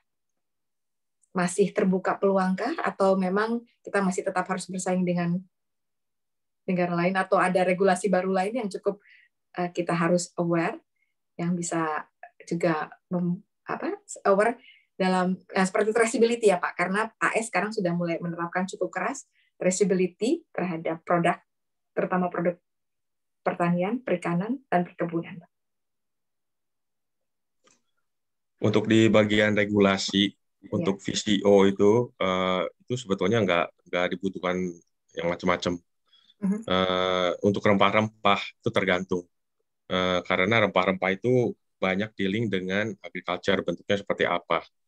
Kebanyakan mereka kalau itu mereka subject to agriculture import permit. Nanti ada PPQ untuk rempah-rempah. Tapi untuk penjualan mungkin Pak Yuntakari yang lebih tahu marketnya. Tapi untuk regulasi, untuk semuanya itu nggak masalah itu. Oh baik Pak. Jadi Bapak dan Ibu yang tadi sempat menanyakan mengenai potensi pasar untuk produk-produk tertentu, tadi sudah disampaikan, dijelaskan oleh Pak Sugi. Pak Yuntakari, apakah ada tambahan Pak? Untuk produk seperti VCO masih sebetulnya sudah banyak pemainnya, cuma ya kita nggak bisa bilang there is no chance ya. Jadi harus dilihat dari bermacam-macam segi. Apakah VCO-nya ini dikemas di Indonesia dalam bentuk retail, ataukah akan dijual dalam bentuk box seperti di drum, lantas kita jual ke mereka yang untuk di packaging sendiri di Amerika. Jadi banyak sekali faktor yang harus kita lihat, apakah ada chance atau kesempatan atau tidak untuk tetap ekspor VCO. Ya, baik Pak. Jadi nggak boleh takut dulu ya Pak ya, pokoknya karena Yes, market itu akan selalu tersedia ya Pak ya. exactly, Apalagi, yes. betul. Apalagi sekarang tadi juga sempat sampaikan GSP itu juga cukup berperan terhadap fasilitas ekspor kita ya Pak ya, untuk bisa masuk ke pasar Amerika Serikat, di mana India dan Thailand sudah sebagian produknya itu ditutup fasilitas GSP-nya. Jadi ada beberapa produk yang kita memang bisa bersaing. Banyak Pak pertanyaan di dalam chat room yang menyatakan Bapak dan Ibu mengenai potensi pasar yang lainnya, bagaimana peluang termasuk dari alkohol Pak, yang mengandung alkohol, bagaimana peluang pasarnya di Amerika Serikat. Tapi Bapak dan Ibu seperti yang tadi disampaikan oleh Pak Yuntakari maupun Pak Sugi maupun Pak Wijayanto, bahwa semua produk itu punya peluang. Jadi Bapak dan Ibu tidak perlu takut sepanjang kita bisa memenuhi apa yang jadi persyaratan yang diminta oleh regulator di sini, FDA, USDA, Custom Border, CBP, dan itu memudahkan produk kita juga untuk bisa masuk. Jadi nggak perlu takut Bapak Ibu, dan KBRI Washington DC, Kantor Atas Perdagangan, kemudian ITPC, serta Konsulat Jenderal Indonesia di seluruh Amerika Serikat ini juga akan sangat terbuka menerima pertanyaan dari Bapak dan Ibu yang memang berminat mempunyai minat untuk masuk ke pasar AS. Bagaimana kita tentu Bapak dan Ibu bisa langsung menghubungi kantor ini. Tentunya juga bisa menghubungi Pak Yuntakari, karena memang Pak Yuntakari atau Pak Sugi ini dua-duanya praktisi, jadi kita bisa lebih share lebih dalam lagi berkaitan dengan potensi pasar produk Indonesia. Bapak dan Ibu, apakah kalau saya lihat di sini apakah ada pertanyaan? Oh iya, tadi juga ada pertanyaan mengenai peran konsolidator, penggunaan warehouse lokal bagi eksporter. Nah, ada juga respon Pak dari diaspora kita di Amerika Serikat yang menyampaikan bahwa konsolidator memang penting, tetapi juga UMKM kita bisa memanfaatkan warehouse lokal yang dikelola oleh diaspora Indonesia di Amerika Serikat. Itu salah satu strategi. Nah, yang mungkin yang sekarang kita nanti harus ke depan adalah bagaimana kita menstrategikan ya Pak, memetakan strategi marketingnya seperti apa ya Pak. Itu yang mungkin agak juga menjadi satu PR tersendiri ya Pak. Karena tentunya kita nggak pengen produk market kita hanya masyarakat Indonesia atau diaspora kita yang memang sudah kenal produk kita sebelumnya. Tetapi bagaimana kita bisa membuat produk kita yang tadinya belum dikenal, itu bisa dikenal lebih luas, untuk pasar yang lebih luas lagi di AS. Tidak terbatas pada pasar tertentu lah Pak. Maksudnya cuman orang Indonesia atau orang Asia yang memang sudah terbiasa, tapi bisa lebih diminati oleh pasar. Nah itu mungkin harus ada kajian tersendiri dari kita ke depan, bagaimana kita bisa menyampaikan produk market baru yang diminati oleh Amerika Serikat. Bapak Ibu, para narasumber, apakah ada tambahan sebelum kami bisa tutup? Oh, ada satu pertanyaan Pak mengenai syarat kuantiti barang dalam ekspor. Ada syarat kuantiti kah dalam ekspor? Dalam ekspor tidak ada syarat kuantiti, jadi bisa semua produk kuantiti loose cargo atau full container bisa dicantumkan. Jadi nggak ada limitation, nggak ada limit. Tadi yang Ibu Irma katakan memang benar sekali. Jadi kalau untuk para eksporter yang mau masuk ke Amerika, itu barangnya sebaiknya ditujukan jangan cuma untuk ke konsumen orang Indonesia. Ya. Karena saya melihat juga tren sudah cukup lama sebetulnya. Hispanic market di Amerika ini populasinya sedang bertambah sangat banyak sekali. Jadi beberapa produk-produk yang negara Asia lainnya, terutama dari Thailand, itu banyak yang ngehit juga ke Hispanic market. Jadi packaging-nya itu harus bisa disesuaikan, jangan cuma untuk menarik untuk orang Indonesia. Tapi sebetulnya Hispanic itu label-labelnya mirip-mirip dengan Indonesia. Mereka suka very colorful. Jadi banyak macam warna gitu. Sebetulnya harusnya bisa masuk.